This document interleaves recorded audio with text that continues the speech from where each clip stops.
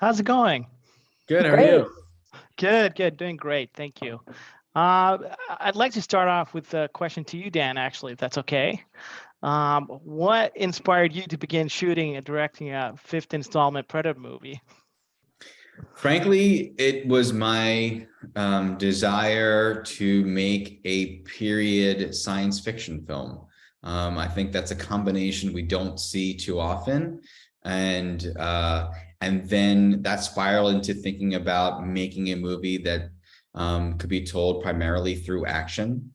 And then that spiraled into wanting to make a movie that could be a completely visceral experience, but also be an emotional one, and infusing the story with the engine of a sports film, making it an underdog story.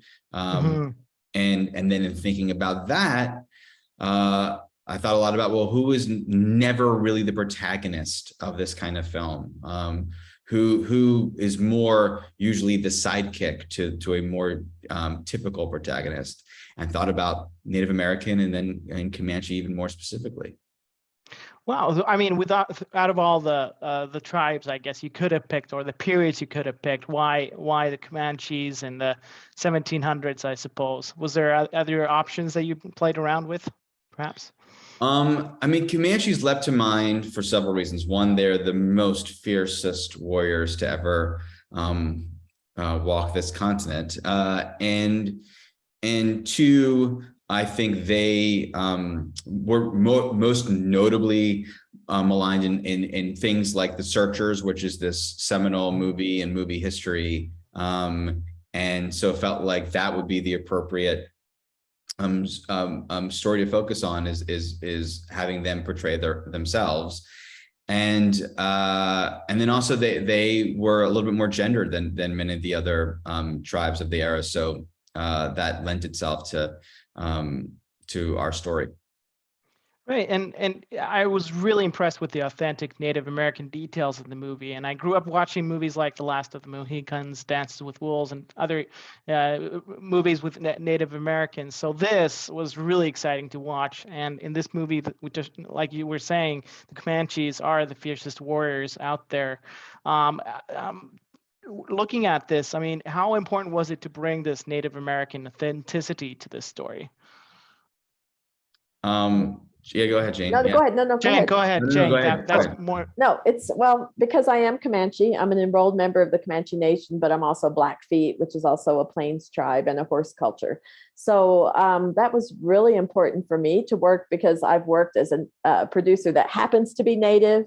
You know, I don't really like to say I'm a Native producer, but I've worked on other projects that have Native content. But you did mention some really good examples, that you grew up watching, but this kind of takes it to the next level, because the other films never had a Native producer. They never had natives probably in every segment, not only in front of the camera but behind the camera. We had interns in every department, First Nations people, because we did shoot in Canada.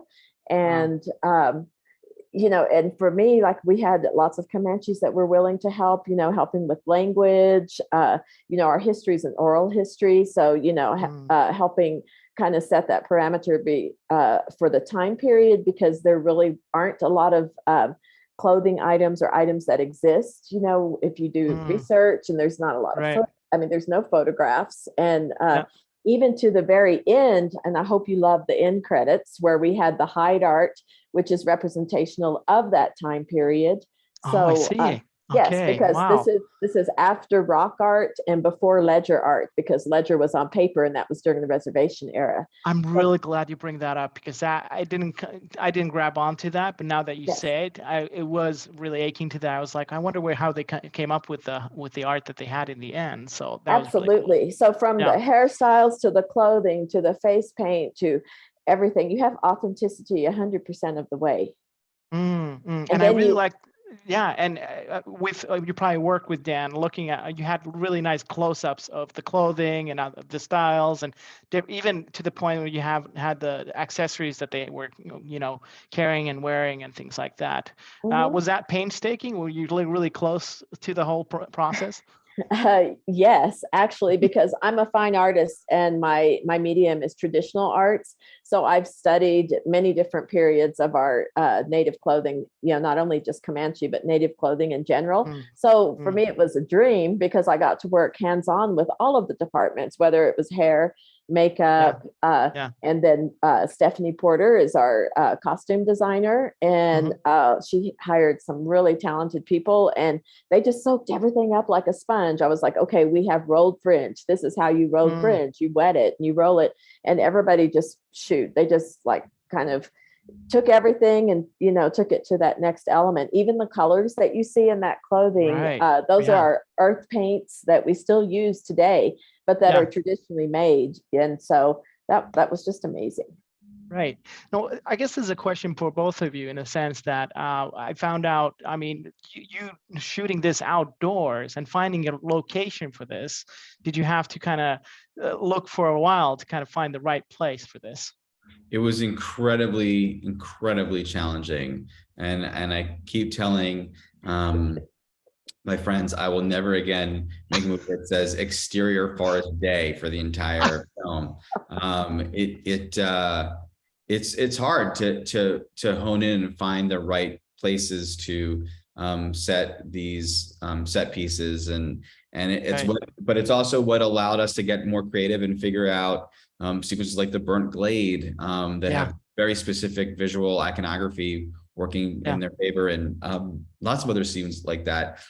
I would say that one of the most challenging things was scouting the movie in the winter. Oh my goodness.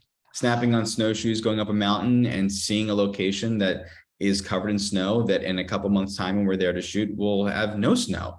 And we had to just sort of imagine what it might look like. So that was particularly challenging on this film. Yeah, I really love this film. I really do. And I hope all our viewers are going to watch it. I'm going to ask you both to say something in Finnish right now. So don't hold it against me. So yes, go ahead, say katso elokuva. Katso elokuva. Perfect. Now, Dan, it's your turn. Katso elokuva. Katso elokuva. It means watch the movie. Okay, good. Thank God. You didn't say anything bad. You're okay. So it means watch the movie. So I'm really excited about it. I hope it'll extend. Maybe the universe will extend through this. Do you think there might be another Prey 2? It would be awesome. It would be awesome. All right, awesome. That's perfect because it could segue to another movie easily. So I can't wait to have all the people see this movie. So congratulations. I have to wrap up. Thanks for joining me with LeffaMedian, and I hope to see the movie again. Awesome. Thanks, man. Thank Appreciate it.